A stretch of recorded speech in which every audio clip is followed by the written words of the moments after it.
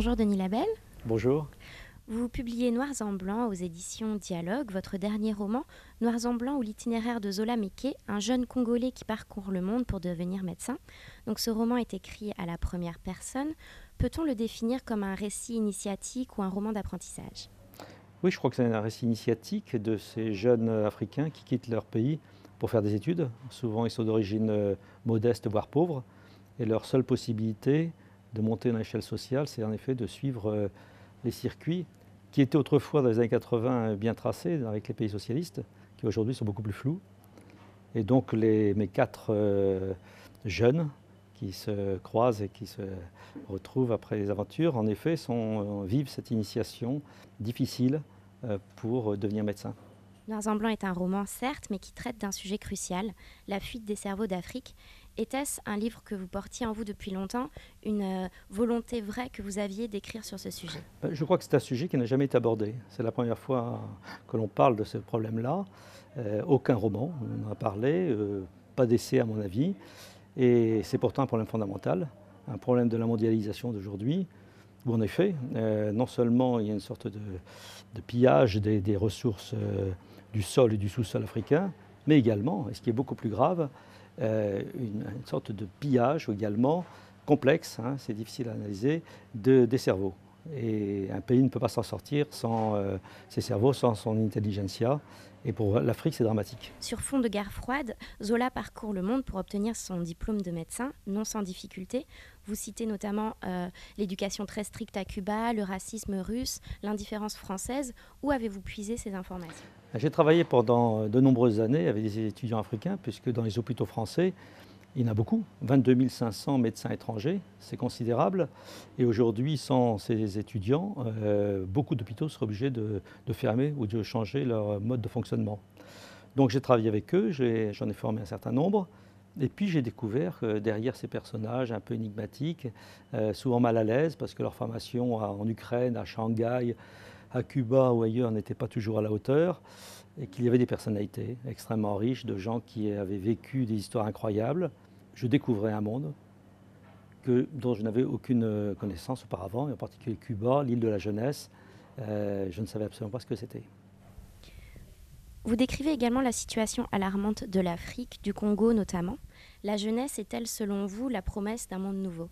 Je crois que la jeunesse est essentielle pour qu'un pays se développe, mais pas seulement la jeunesse, je dirais, laborieuse que l'on fait travailler dans les usines, mais également les gens qui sont capables de diriger, les médecins. Il n'y a pas de pays qui peut se développer sans une santé publique satisfaisante, hein. Un peuple qui n'a pas la santé ne peut pas se développer. Les personnages foisonnent dans ce roman très vivant. Chacun est riche d'une histoire tout à fait singulière. Pouvez-vous nous parler d'un personnage très haut en couleur, Papa Guillaume? Alors, avec ces quatre jeunes, il y a d'autres personnages. Et en particulier, il y a un personnage auquel je suis assez attaché, qui est cet ingénieur agronome, qui est un homme d'origine extrêmement modeste lui aussi, qui a fait un choix idéologique d'aller à Cuba très tôt pour aider cette jeune révolution à se développer. Et donc il travaille pour les Cubains, il travaille pour le gouvernement cubain, il fabrique des barrages pour l'aménagement du territoire. Et puis il prend une occasion que je ne décris pas parce que c'est dans le roman, il prend connaissance de ce jeune Congolais et il se prend d'affection pour lui. Et il y a une sorte de parrainage de cet adulte pour cet enfant et chacun y trouve son compte. Le problème, c'est que dans les années 80, Cuba est en crise, crise économique, crise sociale, et le soupçon devient la règle de ce gouvernement, si bien que cet homme qui est venu pour aider ce gouvernement est finalement pourchassé et est obligé de fuir Cuba. C'est un témoignage, un autre témoignage d'une personne que j'ai connue et qui a vécu cela, qui est quelqu'un d'absolument extraordinaire et qui a continué son action ailleurs. Éloignés trop tôt de leur famille, n'est-ce pas l'amitié qui unit nos quatre jeunes et qui les aide vraiment à tenir le coup, à avancer coûte que coûte? Quand on est dans la misère, quand on est dans la difficulté, il est sûr que les liens sont plus forts. Et ces deux garçons, ces deux filles, plus un autre qui vient se greffer dans l'histoire, sont obligés de s'unir. Et c'est vrai qu'ils ont des ambitions que nous n'avons plus en Europe. une ambition de sortir leur pays de la misère, de se battre contre des gouvernements qui sont corrompus. Ils sont vraiment motivés. Et puis, fin de compte, l'histoire les sépare et ils se confrontent à des réalités dures, très difficiles. Chacun a son destin. Et finalement, certains sont obligés de quitter le pays, d'autres y reviennent dans différentes circonstances. Et il y a en particulier une femme qui, elle, s'est bien intégrée et qui est, je crois, un personnage important dans le livre. J'ai quitté l'Afrique pour découvrir le monde, mais en découvrant le monde, j'ai perdu l'Afrique. Ce sont les mots de Zola qui est vraiment déchiré dans ce roman. Comment lier deux cultures que presque tout oppose? Quel choix faire entre une carrière et un retour au pays où l'on a vraiment besoin de lui? Tout cela, bien évidemment, sans nous dévoiler l'épilogue. Oui. Alors Zola n'est pas un idéologue, c'est pas quelqu'un qui est motivé par une volonté majeure de tout réformer.